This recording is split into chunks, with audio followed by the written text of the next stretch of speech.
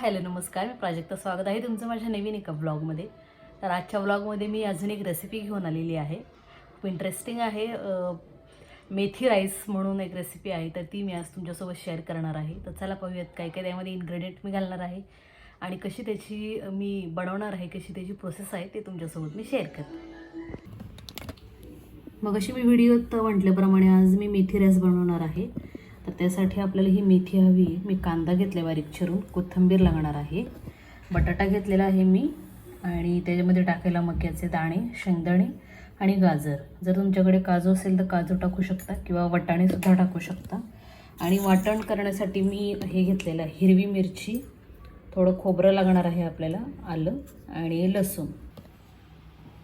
वाटण आपल्याला कोथिंबीर, मेथी आणि हे जे घेतलेलं आहे ह्या तिघांचं आपल्याला एकत्र वाटण करून घ्यायचं आहे, की जेणेकरून त्याला हिरवा कलर येईल. आणि मेथीची क्वांटिटी थोडीच ठेवायची आहे, जेवढा आपल्याला भात करायचा आहे थोडीशीच मेथी घ्यायची. जर जास्त मेथी टाकली तर थोडंसं ते कडू लागेल चवीला.